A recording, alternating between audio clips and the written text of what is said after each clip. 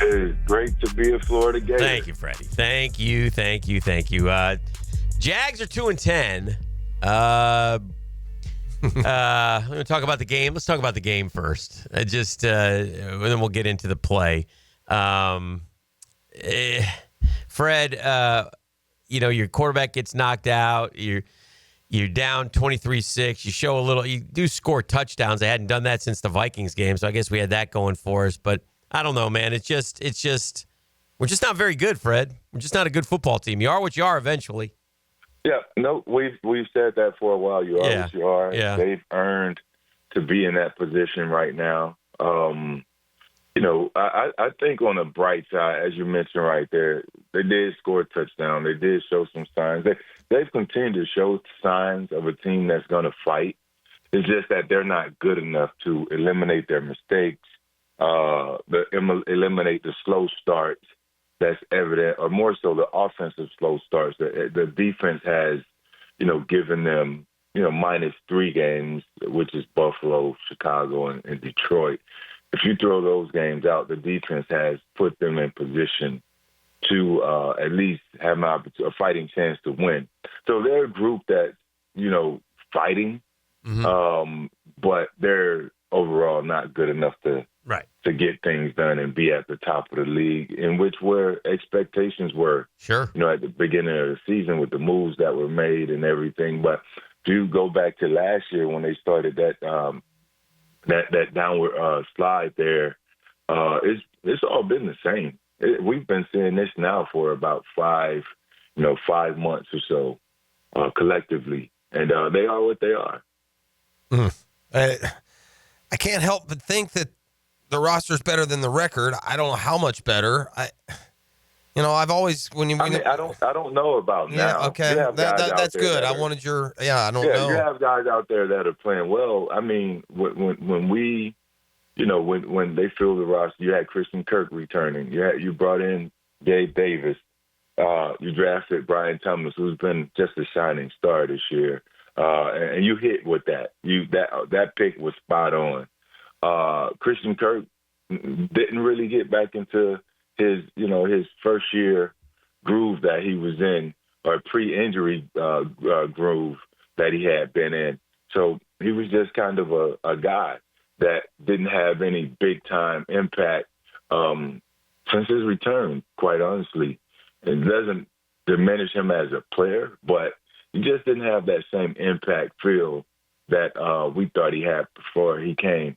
And then Gabe has never really been the guy who's going to separate from man coverage. He was great in Buffalo's system. He made some big-time catches for them. But I think when you go back and you unpack the overall numbers, he was also just a guy. Right. And then when you look at Travis there, Travis, I'm having a hard time wrapping my finger around this one. We saw the emergence of Tank Bigsby, and we always thought Tank had enough talent to play in this league. It's evident in where he was selected in the draft. His only issue was fumbling, but he corrected that and showed signs of being able to play, and I thought Tank played well. ETN has sort of gone backwards. Yeah. I don't know why or how. Again, it's trying to wrap my fingers around it. And it's still hard for me. I don't know. And I don't want to say anything that's out of line because I'm still trying to figure that part out. Overall, I think they have a good enough roster to be competitive. I don't know if it marries up, and meshes with the overall coaching part of it to make them a team that's going to ascend to the top. Yeah, I guess that's kind of what you get to. I mean, again, I don't mean to be negative and just talk about blame. When you're 2-10, you blame. We're trying to get a winning football team, and it's just if you're good enough to lose now 8 one-score games, then doggone it, you're good enough to win half of those, and that's where I'd come 100% feel the players get screwed over. I do. If you're good enough to be in that spot, I need coaches to handle the rest for me from time to time and to make special. Well, you know what? Is that fair? I want to be fair with the coaches too. Okay, good. You go and you look at the game. Let's say the first Texans game, for example. Okay. if Trevor connects on those 4 overthrows, Yeah. and if there's execution in the 4-minute drill on the back end of that, they win that game. There are a few other games where the coaches put them in position. Can I interrupt you for a question that goes along with that? Because I understand that and I get that a lot. But guess what? C.J. Stroud threw it up in the air and let it hang yesterday. They miss him. They all miss him, Fred. Every quarterback misses 2 or 3. But they all don't fumble. Look at it, week 1. Yeah. That's not the coaches. No, That's for sure. Travis Etienne. Week 2, you look at Cleveland Browns. The coaches don't create a illegal shift to call a touchdown back. That was the Ernest Johnson. And again, now you point out the Trevor miscues there. If they hit those are points. I mean, those are points. No, I got you. And even if they go backwards, even if the coach misses a call, which they do, no one's perfect, then that game is at least still won by the Jags. If they make 3 or 4 of those throws, those were touchdowns, a few of them. So, yeah, as a collective, they both take equal credit for the losses. And that's what you want. Doug has been very much stand up about, it's my loss. I'm going to take this on the chin. He's fought for his coaches when everyone's calling for some sort of change, some sort of firing, some sort of let's shake this thing up a little bit. Doug has been adamant about his decision to retain his guys. I don't know what that means overall, but this is what he's done. He's fought for his coaches. He's fought for his players. He's fought for his team. And the ship is going to sink. Everybody's going to sink, right? And I think from a respect and a loyalty standpoint as a player, that's what you want from the guy who's running the show. Like, everybody's going to be in this together from the start to the finish, take the fall. Now, I will go forward and say we do have to weigh these options now because 2-10, I don't care who you are. That's unacceptable. Right. It was unacceptable for Bill Belichick. He's the greatest coach to ever coach, one of. Yep. And they said enough is enough when they didn't see the right things that they wanted to see from management. So, and that's the game, and that's football. I think for me, though, like coming off of yesterday, my most important thing is Trevor Lawrence. Yeah. What's up with Trevor? I'm hoping that the proper decision is made about not just his short-term health and how that's going to be impacted, but also his long-term health and the future health of his brain. Tua Tagovailoa, they sat him down 4 games. Yes, it was some reoccurring stuff there, but still sat him down 4 games to give him an opportunity to get better mentally, physically, etc. Trevor, 2-10, what are you coming back for? Right. In 5 games to do what?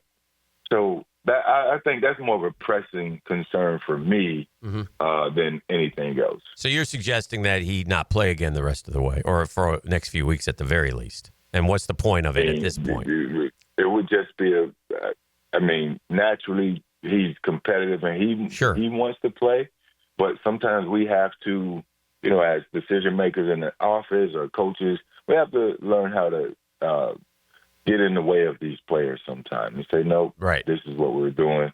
We believe in you this much. We invested this much in you. Why? Like, it's a dash to the bottom right now. Who's going to get the first pick? And now you got to start making these decisions on who's out there, trading back if we fall in certain slots and all this other stuff. So it's a lot of decisions to be made. I don't know if they're going to shut him down, but I think that's something that should be considered because the big question is why. Right. You got a shoulder he fought back from when you thought you still had a chance. And we keep saying, well, we got a shot. We might have a shot. 7-9 or 7-10. Right. I don't know how much of a shot you'll have. Yeah, no shot. And Denver's going to answer that call tonight. Shot out. We got shot out back behind the barn. What did you make of the hit and how it was handled and by the team and everything? Nasty hit. Certainly uncalled for, especially in this day and age in football. Right. Probably could have got away with a 15-yarder back in my day. Right. But I thought it was spot on to eject him from the game. I thought it was spot on for Ingram, who's a dog. I would have loved to have played alongside Evan Ingram, because he doesn't tolerate the crap. And he went at him, which was, in my mind, hey, you go for it right then and there. Sure. If it had been me that was hit like that, I would expect my guys to do that for me, and I would do it for my guys. The NFL rules don't call for it, that sort of retaliation. But, hey, give me my fine. I want to know that my guy is doing better eventually. But that hit was such a weak, uncalled for. And I think he knew what he was doing. You led with your elbow under his chin. He's a dirty player. And that ain't right. We've seen enough of him that we can tell he's a dirty player. Last year, someone pointed out to me, Fred, and it'll be interesting to see what the NFL does with this, but the kid, Kazee, played with the Falcons and the Steelers. He got suspended for 3 weeks. He knocked out Michael Pittman of the Colts. Yeah, same type. And they sat him down for the remainder of the season for repeated violations. And this guy has repeated violations. Just last week, he knocked one of the Titans guys just 4 feet out of bounds. He speared him and knocked him into the. So it'll be interesting. I think the Texans need to at least look at the situation internally when they consider all actions against their player. He's the guy who's donning a captain patch. Oof. And he has that C on his chest. I mean, you're talking about captain and representation and leadership. Yeah. He's not displaying any of that. So if I were Ryan, I would consider taking that patch back from him. Yeah. Yeah. Interesting. It will be interesting to see what happens going forward. All right, my man. Well, the Gators got a win, so that was good. 7-5, unbelievable turnaround by Billy Napier and his coaching staff and the players. And that Lagway kid looks like he's going to be special. I can't wait for him to be healthy when he can play, because he can do some things now. Yeah, DJ looks good, man. I don't see him really stepping into a lot of his throws, but he just kind of flicks it. Right. But he gets it there, and he's still delivering the ball with accuracy. They have a three-headed monster at running back. Those guys are playing tremendous. And that defense, who had kind of been going on the radar, I think they are the key to these victories here late in the season, because they've been getting after they're growing offenses. So it's good to see and very encouraging. And hopefully they can get some recruits. I know they flipped a few players here and there. And I hate to say flip because these players want to go where their heart want to take them. I mean, I guess I got flipped. Yeah, you're a flipper from FSU. Yes, you did. I'm a flipper. I flipped myself. So call me a gymnast. How about that? Yes, but, yeah, it's good to see that they picked up some momentum. Fought for Coach Napier. He fought for his job in the future of Gator football. So, on standby, man. Yeah. Excited to see what happens. Terrific perseverance by that guy. It's a lesson for people. We'll catch up with you next week, my man. Appreciate you. I'll be right here, guys. Thank you, Fred. Be good.